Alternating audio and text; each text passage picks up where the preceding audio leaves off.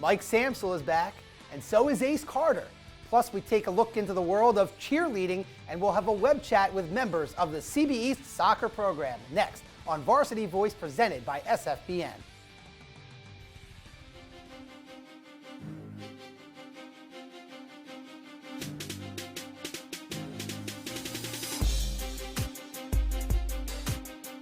Catholic League and the team that everybody's talking about. One final thought, let's get a big, bold prediction.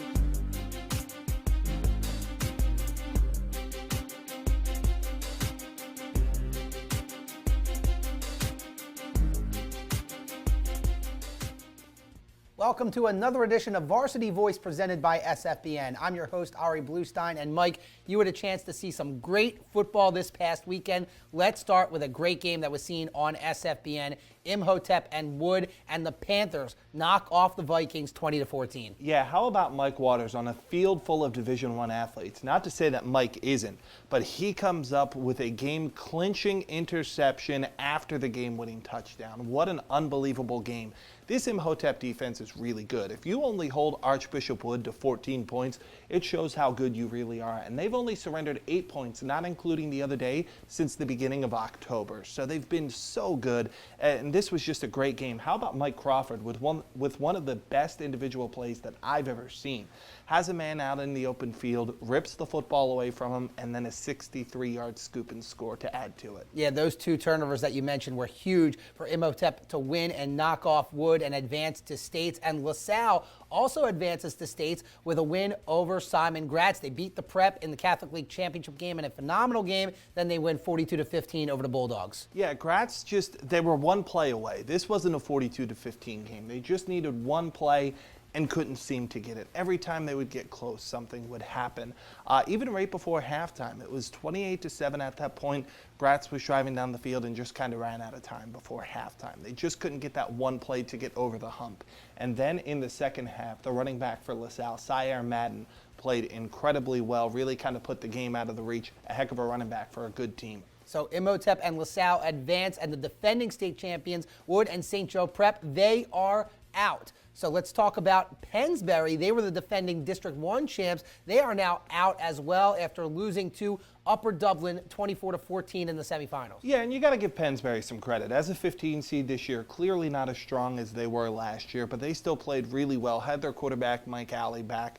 They just weren't as strong as Upper Dublin. Their quarterback Ryan Stover, really good, a rushing touchdown and a passing touchdown, part of the 28 points for Upper Dublin. So really, really good performance from UD. And they're 13-0. You got to give them credit. Yeah, the Cardinals avenged a loss that they had to Pennsbury in last year's District 1 4A bracket, and they're going to play a very good team in North Penn. The Knights defeated Neshaminy 28-7, and they are playing some great football right now. Yeah, the Knights are. They're being led by their running back, Knife East West. He's had 230 rushing yards at least the last 2 weeks against Downingtown East, and then this week against a tough Neshaminy team. But a lot of it comes from their quarterback, Reese Udinsky.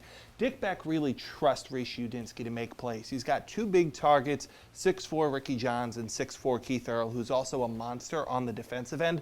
But you can't really just key on one thing that North Penn does, because if you key too much on West, they hit you over the top with Johns, they hit you over the top with Earl. It's a really dangerous team. They're going to be tough to beat. Yeah, they certainly will, and I'm sure there will be great atmosphere for the District 1 championship, as there was this past weekend. And when we return, we will take a look at what makes the atmosphere great on the sidelines. Next on Varsity Voice presented by SFBN. Hi, I'm Tommy Green, former pitcher for the Philadelphia Phillies. When I was in high school, it was very important to me to show scouts what I could do. My friends at Payroll Service Solutions are huge supporters of high school sports and the Sports Fan Base Network. If you're a small to medium-sized business in need of a payroll company, contact Payroll Service Solutions. Not only will they take care of you, they will continue to support the community. For more information, contact Payroll Service Solutions at 215-624-0922 or 866-PAY-EASY. Bucksmont Indoor Sports Center is the area's largest indoor sports and event center with over 78,000 square feet of playing and expo surface. We offer year-round programs for toddlers to teens, as well as an extensive adult league program in a variety of sports. Celebrate your birthday with an unforgettable party. Choose from Nerf Turf Tag, bubble soccer, or a variety of activities for a party everyone will be talking about. Bucksmont is the first and only facility in the area to offer bubble ball soccer. See if you have what it takes to beat the bubble. Visit our facility, conveniently located in Hatfield, PA. For the love of the game, it's Bucksmont Indoor Sports Center.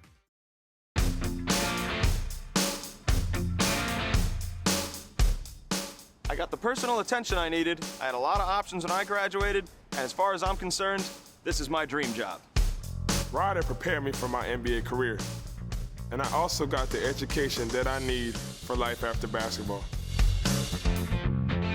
I had 6 teaching internships while I was at Ryder, and right after graduation, I started a career that I love. Are you ready for prom? Well, SFBN is. We have partnered up with several local businesses to offer our high school viewers discounts on major prom-related purchases. Clark's Premier Limousine for transportation, the Men's and Boys Store for tux rentals, LB's Cuts for men's haircuts, In Good Hands Salon for hair and nails, and Dress Up Time for prom dresses. Go to www.sfbnprom.com to receive your promo code today. Welcome back to Varsity Voice. Cheerleading doesn't just support other sports, but it is a sport unto itself. My name is Julia Pacey. I'm a senior and I'm a captain. My name is Corinne Gebline. I'm a senior and I'm also a captain. I'm Mary Bakaiva. I'm a senior. I'm Bridget Nunes and I'm a senior. My name's Amanda Carter and I'm a senior. I'm Katie Messina and I'm a senior.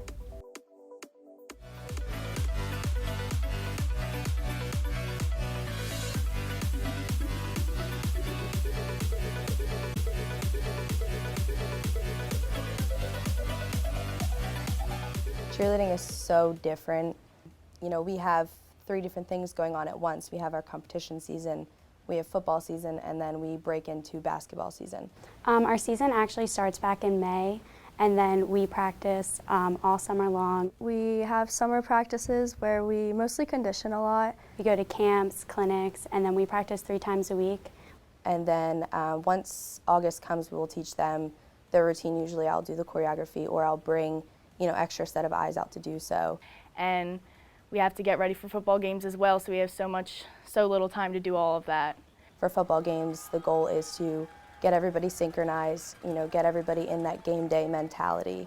Our role as the cheerleaders at the football game is to pump up the crowd, get everybody excited. I feel like we're like the motivators. And then get their energy to feed onto the football players so they can be successful. The core of cheerleading is to support your other teams. I think that they are known for how active they are with our football team, how much they support them, and how much they do for them, and that they're at every game is really important to the players and the coaches. There has been times in the past where we have had our regional bid competition the same day as a football game, and it's a lot on the kids, but because they won it, they will go to the competition in the morning and then they will cheer at the football game at night. Preparing them for competition is a lot of work and time put into it because we are a school that is good at a lot of sports. So, there's always something going on other than our practices. We always use the football games as practice for competition because we perform the same stunts that we would perform in competition at the games. And it's good for us because we get a sense of how to perform in front of a crowd. So on a competition day, like a normal competition day, we usually meet at one of the gyms that we practice at, and we'll run through our routine a few times, make sure everything's hitting the way we want it to, and then we'll get ready together, like our hair and makeup, make sure everything's perfect before we leave. And then we get on the bus and we head to competition. And when we get there, we obviously sign in, get ready, and we're all excited. And we wait around for our warm-up time. We watch the other teams and kind of gets nervous watching the other teams go and see how they do. Usually sometimes before we start competing, we sit in a circle and we kind of talk about things to get it off our minds. We sing and we do funny things. And then we go to warm-ups and you only have a certain amount of time to figure out your stunts before you hit the mat. And that's, I feel the most nerve-wracking part for me at least, because if a stunt doesn't hit, I kind of You worry about it the whole time up until if your stunt's not hitting in warm-ups, it makes you really nervous for the real thing. I think the toughest part is like the mental aspect. Like you don't only have to trust yourself, but you have to trust all your teammates that they're gonna have the confidence to go out there and do what they can. So we'll go on the mat, we all compete as like a family, and we're just the best feeling in the world. You know, most coaches can call a timeout if something's going wrong, and in a competitive aspect, cheerleading is so different in that I have to sit in the front of the mat and sometimes watch them foul at something. I can't get onto the mat, I can't freeze the judges' table, I can't tell the DJ to stop the music, I just have to watch. And you can't call a timeout and pull them in and say, you know what, it's okay, move on, like let's keep going. You only get one chance to hit your routine, and it's not just like any other sport where you can pick it up and like if you're losing, you can bounce back. You'll be judged by a team, but like you have to work to the best of your ability. Because they're not going to know, oh, like you hit this at warm-ups, but you didn't hit, like they're not going to know that you have to hit it then and there. And you don't have a second chance. There's no excuses. I just have to hope that I've prepared them enough in that, 2 minutes and 30 seconds that they can do that on their own. When you finish and you feel like you've hit a perfect routine, there's always like a judge that critiques you. After we compete, there's awards. We all take the mat, every team that is going against each other, we sit in a circle and they announce divisions and their placement. Competition preparation is all year because once they've competed, we get a score sheet back. We feed off of the comments that are on that score sheet. So once we're getting into the national season, it's taking all of those local competition score sheets and then applying them to our nationals routine. And then the difference between local competition and nationals is that local competitions is like teams around us and that we're familiar with. The local competition, there's a lot less pressure because it's a smaller crowd. A local competition is in one of the gyms at the school.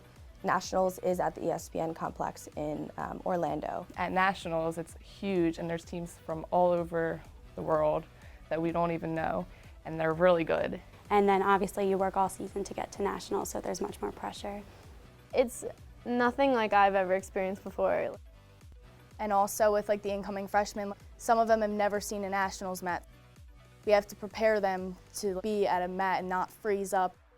So we have to like kind of show them what it's all about and what it's like. So it's just a much larger and a much more important competition in comparison. My favorite part is the competitions itself because I just love like the feeling I get. No other sport that I have ever played has ever been like this. Like it hasn't incorporated performing or being athletic. Like none of it really requires all of that together in one. My favorite part is competing as like a family. My favorite part of cheer is getting really close to the girls on the team and becoming a family so that like when you hit your routine, it's like 10 times more exciting because you're with like your 27 other sisters. Like we have such a long season that if you didn't love all the girls you were with, it wouldn't be worth it.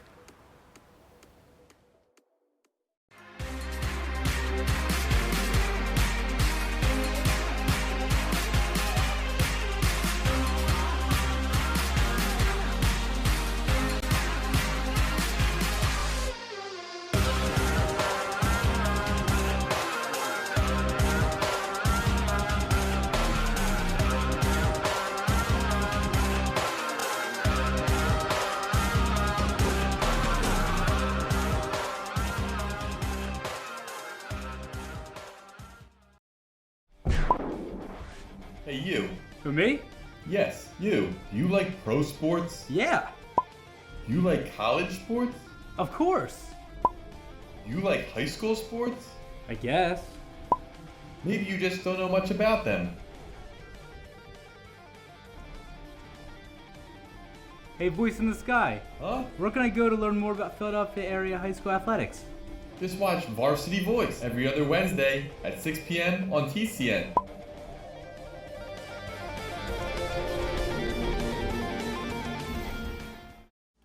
Pop Quiz is brought to you by Gear Up, a federally funded program designed to increase the number of students who are prepared to enter and succeed in post-secondary education. Gear Up provides early college awareness and academic support to students beginning no later than 7th grade, following them through high school graduation. For more information, go to www.philasd.org. Welcome back. It's time for the pop quiz, and our student this week is Aaron Ace Carter, who's back for some more punishment. Ace, welcome back. Thanks for having me. Are you ready for another go-round? Let's go. All right, we're going to stick in the city. A lot of good teams going on, still alive in the football playoffs. So we'll start with Class A. Number 1, how far will Bishop McDevitt go in the Class A bracket? A, lose to Old Forge, their next opponent. B, make it to the semis. C, make it to the state final. Or D, win it all. I really think the Lancers have a chance to make it to the finals, and I think probably one of the better things to happen to this team was when junior quarterback Max Bryson went down. He got injured about a month ago. Dante Mason, who's a senior, really had to step up for that team. He's a really dynamic athlete, had 2 kick returns in the third quarter against Marian Catholic that really kind of catapulted that team to victory. I think the reason why I have him just going to the finals, I think with that type of inexperience with this team, not used to winning, you have to learn how to win first before you can go ahead and win a championship. I think that'll hold them off at the end. Yeah, I agree with that point about the inexperience. I think they'll win the next game, but I'm going to say incorrect. I disagree. I'm going to say B, make it to the semis, because it's going to be tough to beat Bishop Guilfoyle or Camp Hill. They're going to have to play one of those teams after Old Forge. So I'm going to say incorrect there. All right, let's go to 2A. The West Catholic Burrs, they're still alive. True or false? The Burrs will beat Dunmore, last year's 2A runner-up, in the 2A quarterfinals. I think that's true, and I think the reason why is West Catholic is still smarting a little bit from losing last year to Newman Goretti. I think they feel like they're a little bit still disrespected a little bit. They have a chip on their shoulder.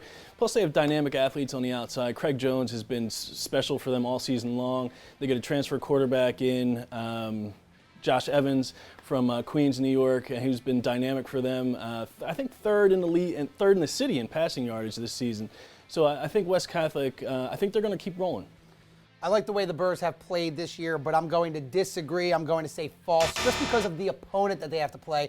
Dunmore, last year's runner-up, they're a pretty solid program, so I'm going to say false for that reason. All right, 0 for 2 so far. Let's see if you can bounce back here. We move on to 3A. Wait, am I 0 for 2 or you 0 for 2? You're 0 for 2. The biggest reason why Imhotep defeated Wood in the 3A title game was blank. Without question, Mike Crawford. Third quarter of that game, Archbishop Wood had just forced a turnover. They're at the 29-yard line of Imhotep, about to go in for another score. Crawford forces a fumble, recovers the fumble, runs it back 68 yards for a touchdown, ties the game, or actually ties the game 14-14, and gave Imhotep momentum, gave him life, gave him confidence, and they were able to take that and win the title.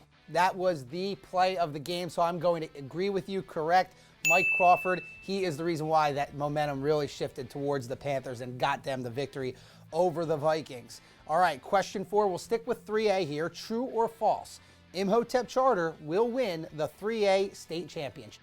I think that's true, and I think what we have here, we talked a little bit earlier about McDevitt and sort of inexperience in the playoffs. With Imhotep, this is a team that kind of reminds me of like an old basketball team where, you know, you lose in the conference finals and you can't break through, and then all of a sudden you do, but you still have to finish it and go win the championship. And I think that's what Imhotep is here right now. They bumped heads with Archbishop Wood, lost to him last season. Year before that, they finished runner-up in Class 2A at the state title. So a lot of disappointment for them the last 2 seasons, and I think they use all of that as motivation to carry this forward and win a championship. I definitely agree with you there. I'm going to go with true, correct answer. I really think the winner of that game between Imhotep and Wood would ultimately win the state championship, so I agree. I think Imhotep will go all the way. All right, it comes down to the 5th and final question here to see if you pass or fail. We're going to go to 4A. How far will LaSalle go in the Class 4A bracket? A, lose to Parkland, their next opponent. B, lose to the D1 champ in the semis. C, make it to the state final. Or D, win it all. I think the Explorers are going to win it all. I think they're going to shock some people and win it all. I think one of the things about this team, I heard a lot of talk before the Gratz game that Gratz's athleticism was going to overwhelm LaSalle, and LaSalle's got athletes too. And you saw in that game long passes from Chris Ferguson to Winston Eubanks, who's a tremendous wide receiver for LaSalle. And I think what's going to happen is that St. Joe's Prep winning the Catholic League Championship for LaSalle gave them a lot of confidence and a lot of momentum. I think they're going to ride that to a title. Well, I think they're going to beat Parkland, but I'm going to disagree. I'm going to say they're going to lose to the District 1 champion, who will either be Upper Dublin or North Penn. Both very good teams. North Penn came close during the regular season, so I'm going to go with be. But if they can get over that hump, maybe they have a shot to win the whole thing. But unfortunately, Ace, I'm sorry, you failed the pop quiz today. I failed or you failed? You failed because it's my show. I like it. Ace Carter, thanks for joining us today. Thanks for having me. We'll be back with more here on Varsity Voice, presented by SFBN. Hi, I'm Marty Bystrom, former pitcher for the Philadelphia Phillies. In my experience in Major League Baseball, I know how important it is for high school athletes to gain exposure. My friends at Payroll Service Solutions are huge supporters of high school sports and the Sports Fan Base Network. If you are a small to medium-sized business in need of a payroll company, contact Payroll Service Solutions. Not only will they take care of you, they will continue to support the community. For more information, contact Payroll Service Solutions at 215-624-0922 or 866-PAY-EASY. Welcome back. We are now joined by the CB East girls soccer team. Welcome to the show. Hi. Hello. Hi. Hello. Paige, you and your team had a great season going 24-1-1. Talk about the great season that you had. Well, we knew that we had a tough season ahead of us, and we made some goals in the beginning of the season.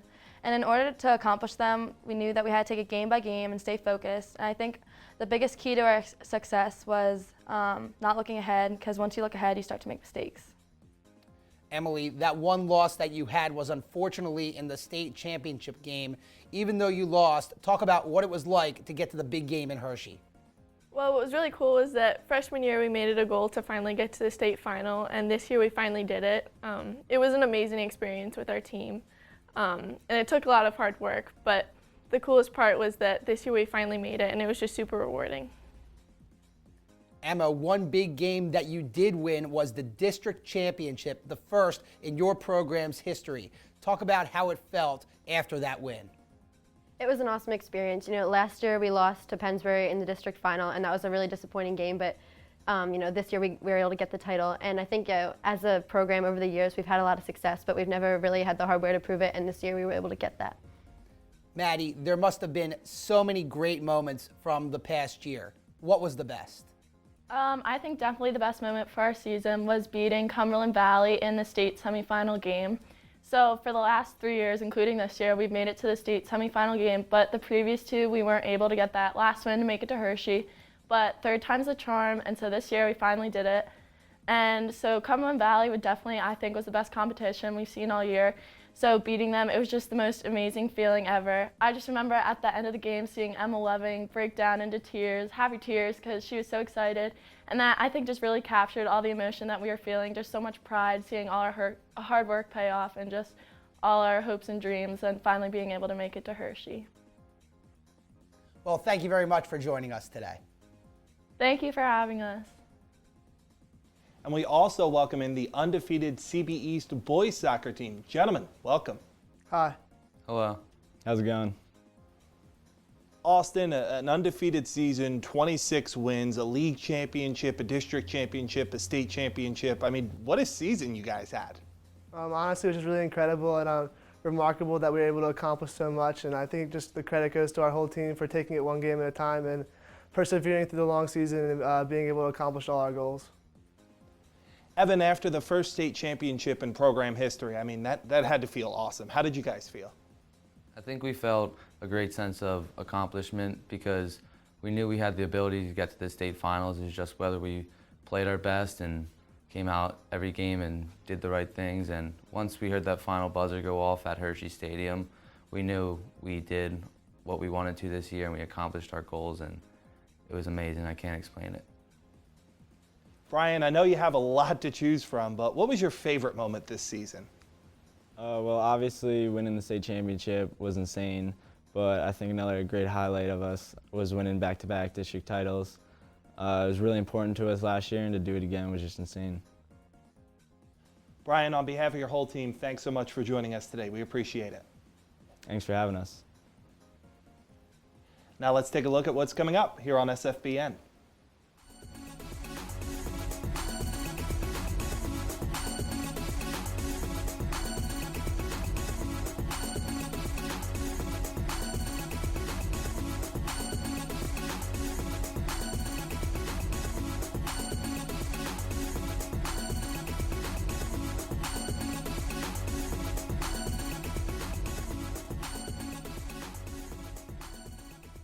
Well, that about wraps things up for this edition of Varsity Voice presented by SFBN. But Mike, before we go, District 1 4A Championship, Upper Dublin versus North Penn. Who do you got? I'm going to go with North Penn. We talked a lot about their offense, but their defense is really tough too. Ryan Stover is going to have a long day. Well, I think he's going to have a good day. I'm going to say Upper Dublin wins and stays undefeated. Sturdy limb, you're going out on there picking the undefeated team. That's right. Mike, thanks for joining us today. Thanks for having me. For Mike Samsel, I'm Ari Bluestein. Thank you for watching. We'll see you in a couple weeks. Have a good night.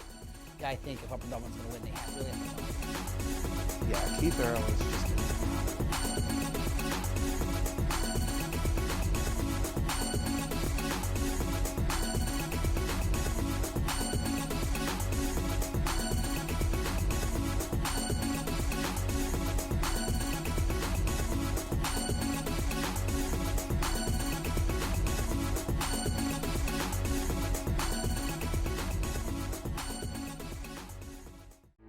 Select video equipment for Varsity Voice has been provided by DMP Video.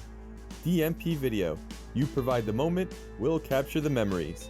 For more information about our videography services, please go to our website at www.dmpvid.com.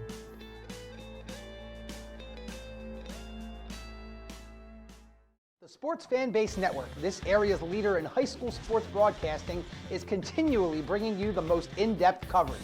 Join us for Varsity Voice every other Wednesday at 6 p.m. on TCN, where we'll have interviews with players, coaches, writers, and more, plus analysis, highlights, and in-depth features on major topics in the Delaware Valley high school sports community. Tune in every other Wednesday at 6 p.m. on TCN for the best high school sports show around, Varsity Voice, presented by SFBN.